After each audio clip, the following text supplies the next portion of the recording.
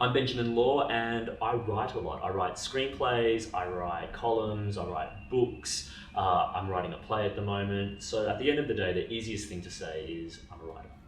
And how important is your ethnicity to how you see yourself and how you want to be seen? None of us can disentangle ourselves from our ethnicities, and I think you're more aware of it when you grow up as a minority in this country. I spent quite a bit of time on the Sunshine Coast during the first rise of Hansonism, which was largely focused on Asian people.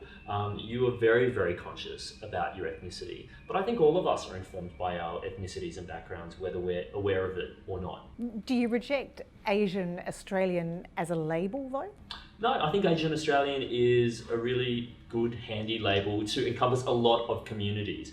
Obviously, my experience is not the Sri Lankan Australian experience, it's not the Indian Australian experience, it's not the Vietnamese Australian experience, but there are, across our communities, some shared experiences of being a minority, of sometimes being marginalised in our communities, and also being aware that you should take your shoes off when you enter the home. Do you think it's helped or hindered your professional life? Oh, this is a good question. Has it helped or hindered my professional life?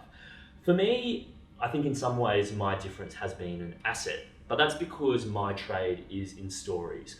And whether you're writing a screenplay or whether you're writing a book, you need to come to things with an original perspective that hasn't been read or heard before.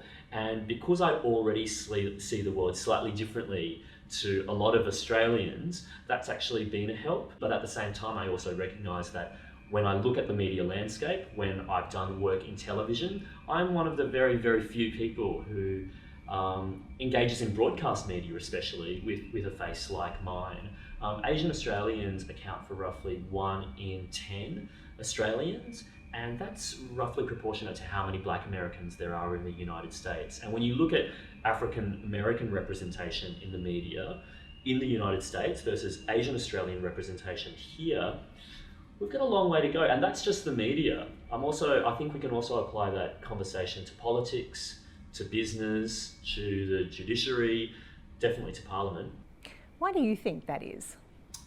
I think there are several reasons why we don't see as many Asian Australians in leadership positions. I think part of that is to do with structural racism. And as soon as you say the R word in Australia, people's muscles tense up because you immediately want to say, well, I'm not racist and this isn't a racist country. What I think is a more handy conversation to have is what are the racisms, plural, that do exist in our society, because racisms exist in every society. What are the structures that are in place that prevent people from reaching their goals and to assume leadership positions? One of the easiest things to look at is, well, who is making the call in terms of who hires people? When we say that we live in a meritocratic society, is it meritocracy when all of the people in those leadership positions who say what constitutes merit come from the same background, are roughly the same age, usually the same gender, usually the same ethnicity? We need to address those things because those things contribute to structural sexism, structural homophobia, and structural racism.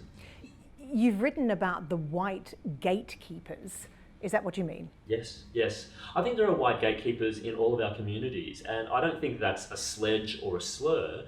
It's that when we look at people in leadership positions in Australian business, media, politics, and culture, they usually do come from an Anglo background, and that's a lot to do with our history, but we also need to introduce interventions in order for other people to step up into those positions as well. So what do we need? Do we need quotas? Do we need targets? How do you change structural racism? I'm a personal advocate for quotas, but if your workplace or your executive management is allergic to that idea, what's an alternative? So to be able to actually critically think about what you want to do as an intervention, maybe it's scholarships, maybe it's initiatives, maybe it is affirmative action policies. If you're not going to do quotas, what else? What about the role of Asian Australians building a so-called bridge into Asia, increasing our understanding and increasing our connections? Yeah. we're uniquely placed in some ways to have a much more robust conversation within the Asia Pacific region because we've had Asian Australians in this country for roughly 200 years. So you've got people who've been straddling these cultures for a really, really long time.